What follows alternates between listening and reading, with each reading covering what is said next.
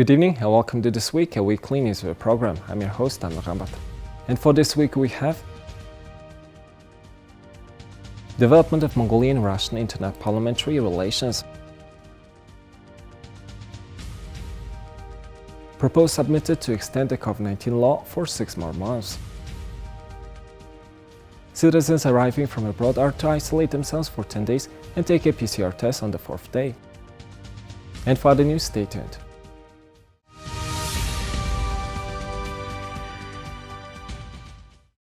The official visit of Mongolian President Khursokhna to the Russian Federation concluded on December 17th. The president held several fruitful meetings with Russian government officials on developing relations. During a meeting with the chairman of the State Duma, Vyacheslav Volodin, the two sides discussed decisions made concerning cooperation between the two countries.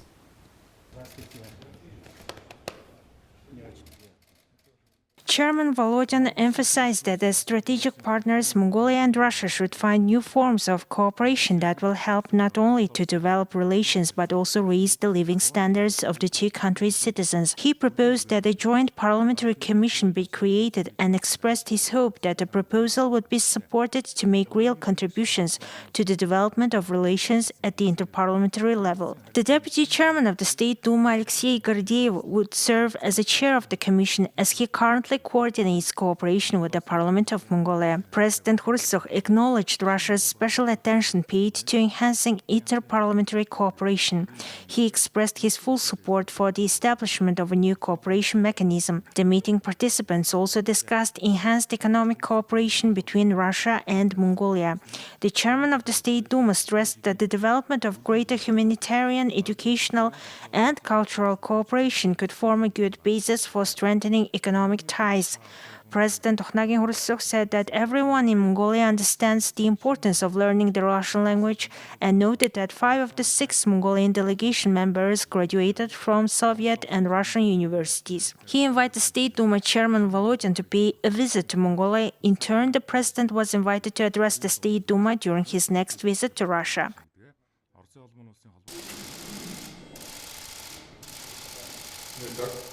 The president of Mongolia was welcomed to the government house of the Russian Federation last week for a meeting with Prime Minister Mikhail Mishustin. Prime Minister Mishustin noted that the two countries' governments will ensure the strict implementation of agreements reached by their heads of state and asked President Khursokhna to pass on his regards to his Mongolian counterpart, Prime Minister Oyurta.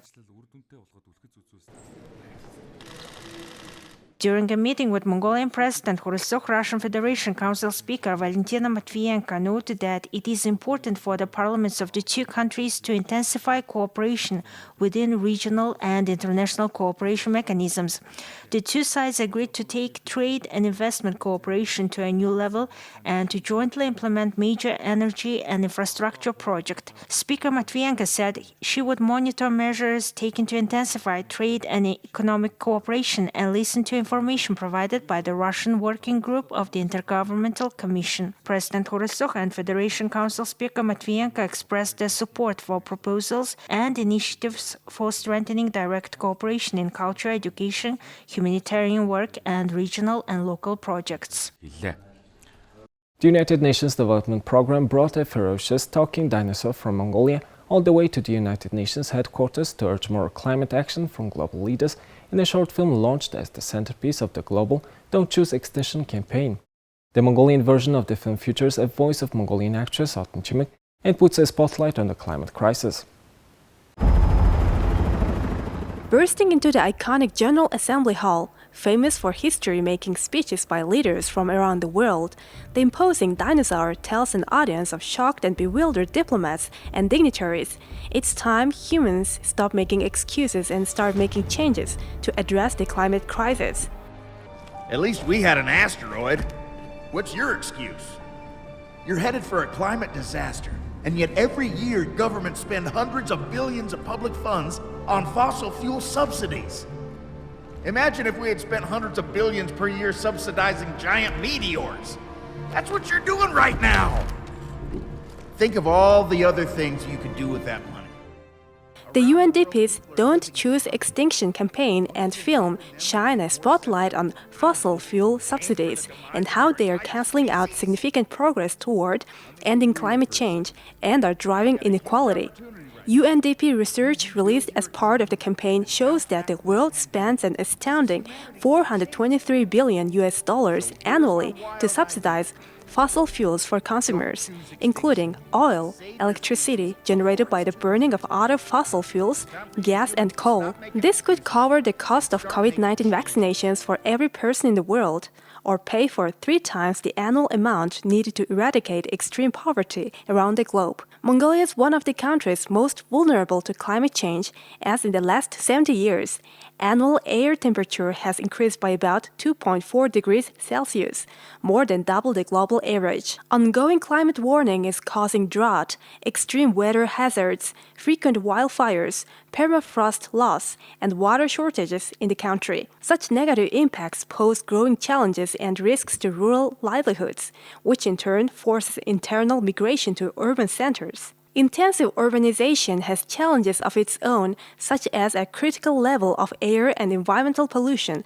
among others. Under the Don't Choose Extinction campaign, UNDP Mongolia calls for increased investment in renewable energy solutions. This is first ever film to be made inside the UN General Assembly using computer-generated imagery. As the Omicron variant is spreading in many countries, state authorities have expressed concern about people dismissing the new variant as mild. Currently, Mongolia has no cases of the Omicron variant recorded. In hopes of preventing the variant's arrival, the Mongolian People's Party caucus in Parliament has submitted a proposal to extend the law on the prevention, combat and reduction of the social and economic impacts of COVID-19 for 6 more months. We have details in the following report. Toktok Surung, the head of the Mongolian People's Party Parliamentary Caucus, introduced his party's position on the matter. During today's meeting of the caucus, we decided to support the extension of the law on the prevention, combat and reduction of the social and economic impacts of COVID-19 by 6 months. The pandemic continues and infections have not yet decreased in some parts of the world. The Mongolian border was closed, causing economic hardship. Therefore, it was decided that the law should be extended until July 1st, 2022. He highlighted the issue of electricity and heating subsidies and noted that Irtint Mining Corporation was covering the costs of electricity and heating bills as part of its social responsibility activities. He added that electricity and heating subsidies will end in 2022. Toktok Surung added that if the law expires before the worst of the COVID-19 pandemic is over, it will be difficult to impose measures such as quarantine and isolation. Authorities forecast that land borders can be safely reopened by March 2022 at the earliest. There has been no talk of extending the law beyond the 6 months proposed by the MPP.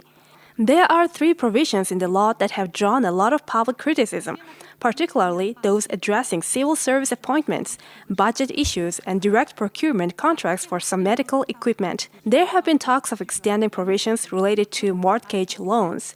MP Toktok Surung noted that if the law is extended, mortgage-related provisions could also be extended, and added that the final decision regarding the extension will be made by Parliament.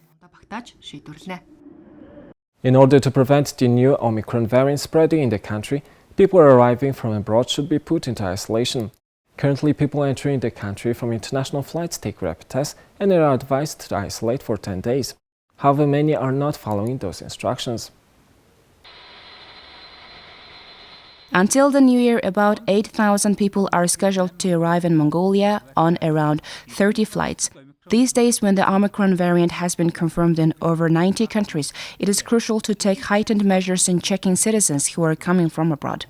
People that take a PCR test on the 4th day after their arrival and then are advised to isolate at home for 10 days is considered inefficient. Unfortunately, people who arrive on flights are known to be going out on their first day and will be avoiding PCR tests. That's why we are discussing whether to enforce mandatory isolation venues. Groups of tourists and travelers are considered the highest risk of spreading COVID-19. The new Omicron variant has been proven to spread faster than any other variants. Although the variant is commonly understood to cause milder symptoms, it is still far too early to take the variant lightly as there haven't been enough studies made yet. The Omicron variant is known to multiply quickly in the body. A patient can grow the virus in their sinus, and when they sneeze, it can send lots of contagious pathogens into the air. People have the conception that the variant only causes mild illness. However, it's still unknown how dangerous it could affect the elderly or children who have had no doses of any COVID-19 vaccine. So we should all be very responsible in protecting ourselves from the virus. Experts advise people to get booster shots in order to protect themselves from COVID-19 variants. Mongolia is aiming to become a digital nation and major actions are being taken. As part of the initiative in Mongolia, a governmental online system was launched in 2020. As of today, around 600 civil services have been digitalized and are being delivered online. On December 21st, Tuesday, the Communications and Information Technology Authority held a press briefing to summarize their 2021 activities and introduce their 2022 plan. The e-Mongolia application, which is currently being run by the authority, is one of the major innovations in Mongolia's transition into digital. The Communication Authority reported that around 600 civil services from 59 governmental organizations were turned online by the end of 2021. The most demanding civil services such as an ID card reference, proof of address, and marriage reference are now able to be printed out in a matter of seconds. The public is favoring the quickness and easiness of the online service. Data showed that 65 billion Mongolian tugruk were saved through this digital system. In 2022, the Communication Authority is planning to make certain upgrades to the e-Mongolia website and application. According to the plan, citizens will be able to get over 1,000 civil services of around 100 organizations. Services from the health, education, and social welfare sector will be more in focus. Also, the e-Mongolia system is aiming to reach Mongolians living abroad in 2022. Next year, we'll focus on making the civil services accessible to Mongolians residing overseas. Also, foreigners living in Mongolia would be able to get services from the system. We will also target people with disabilities, citizens living in rural areas and in remote countryside areas. More updates and developments are currently under consideration.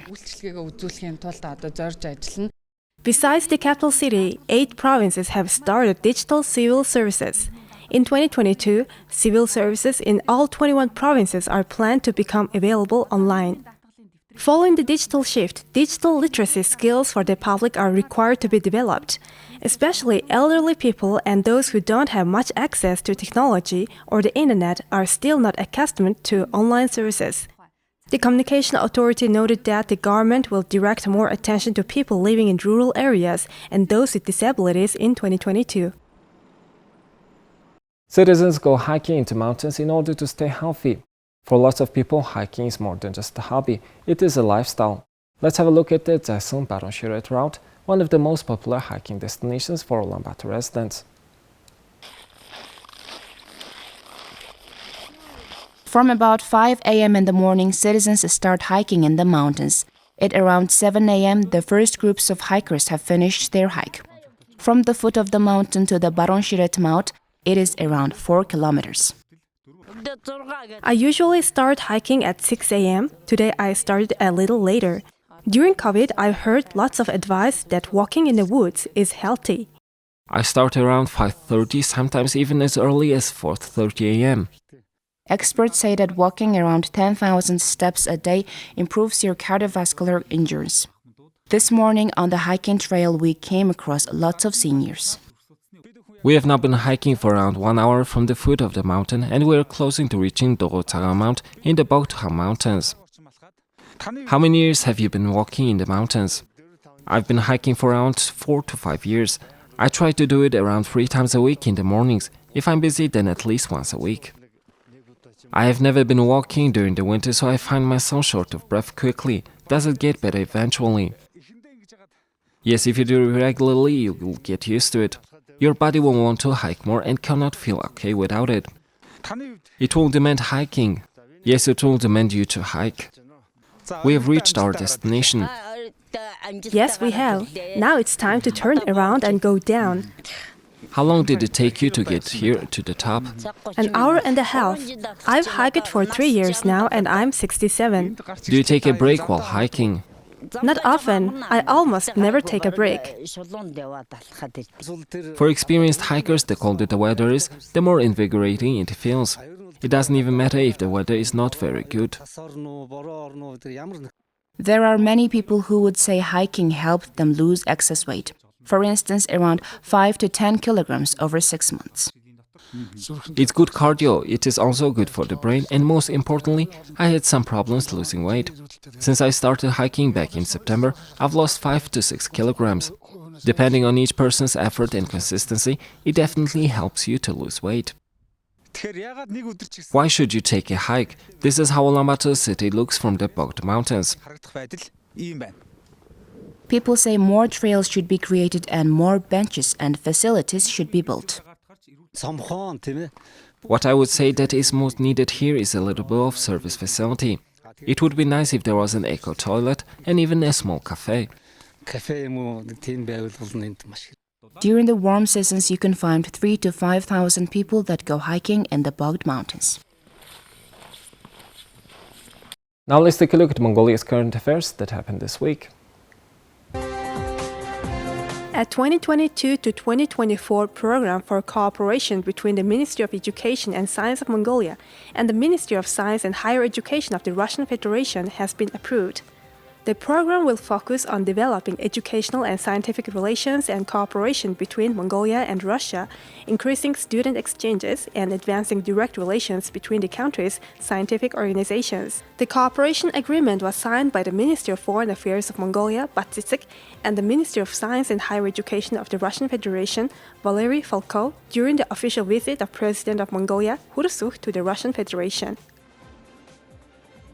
During Mongolian President Hurusukh's official visit to Russia, Ministry of Foreign Affairs Batsitsik and Deputy Minister of Transport of the Russian Federation Vladimir Tokarev signed a protocol on amendments to the August 10, 1994 agreement between the Government of Mongolia and the Government of the Russian Federation on border checkpoints and the relaxed regime at the Mongolian-Russian border. Under the protocol, the sides upgraded the status of the Borsho Handrat and Hankhmond checkpoints. The sides also agreed to close 13 checkpoints. The checkpoints selected for closure have temporary or seasonal operation, lack facilities for border inspection, are not connected to an electricity grid, or have been inactive in recent years. 16 checkpoints will remain open. The government of Mongolia has begun the expansion and upgrading of primary checkpoints. Development work is underway at the Altanbolok, Borsho, and Suhwatar checkpoints. The Hankh, Tsaganor, and Ulkhang checkpoints have been included in plans for future border checkpoint development. This year marks the 100th anniversary of the development of cooperatives in Mongolia. To mark the anniversary, the Ministry of Food, Agriculture and Light Industry, Agency for Small and Medium-Sized Enterprises, and the Mongolian National Cooperative Association organized the Made in Mongolia 2021 Trade Fair to support cooperatives and small and medium-sized enterprises. Around 140 individuals and companies and around 30 cooperatives promoted and sold their products to the public. The exhibitors made 120 million Mongolian tugruks in sales during the 3-day trade fair. Well, that's all for this week. MNB World wishes you a Merry Christmas. We will see you next year with more news and updates. Have a nice evening. Goodbye.